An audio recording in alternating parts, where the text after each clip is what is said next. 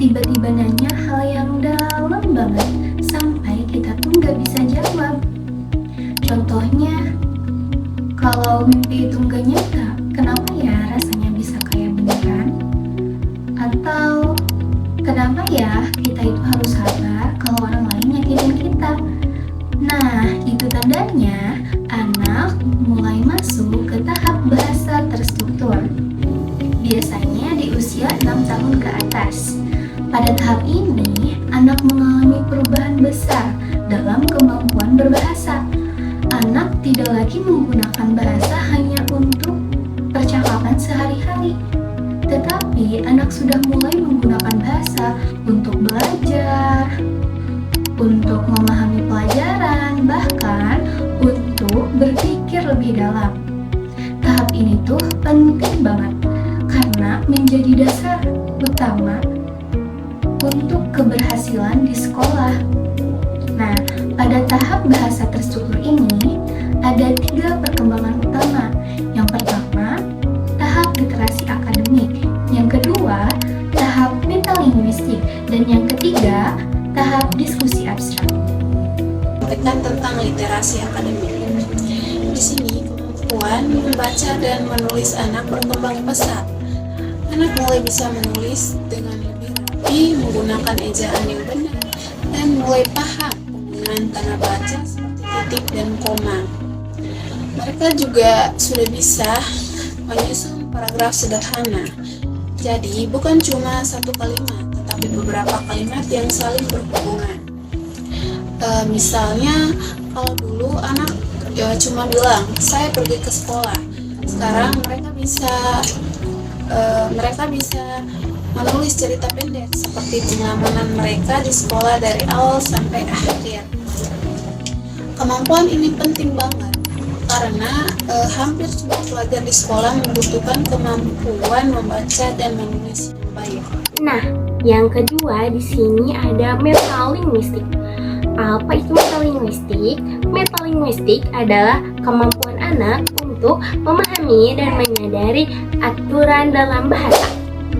Nah, pada tahap ini anak mulai mengerti bahwa bahasa itu memiliki aturan. Mereka juga mulai memahami permainan kata dan makna ganda.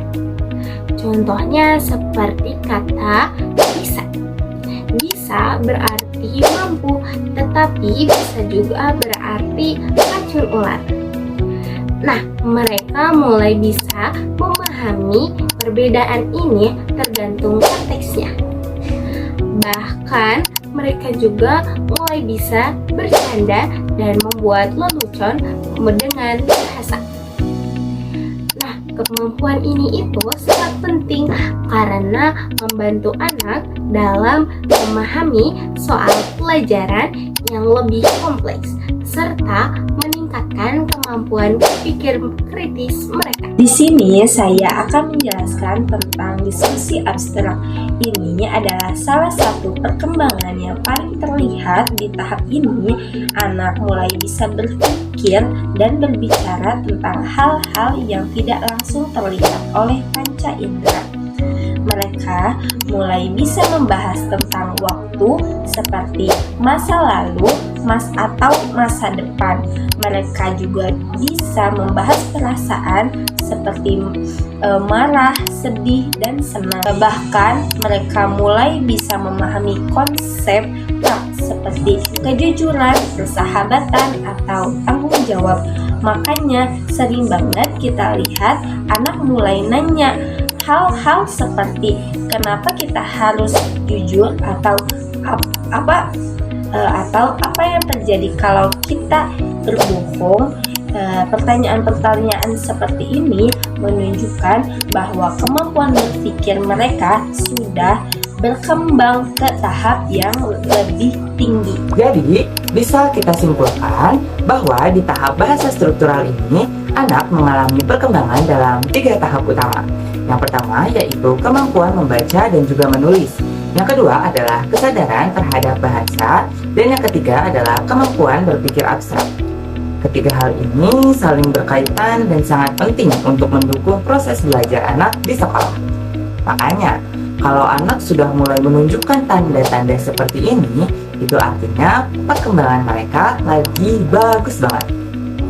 Nah, sebagai orang tua atau pendidik, kita bisa mendukung mereka dengan cara yang pertama, mengajak mereka membaca, berdiskusi, dan memberikan kesempatan untuk bertanya serta mengungkapkan pendapatnya.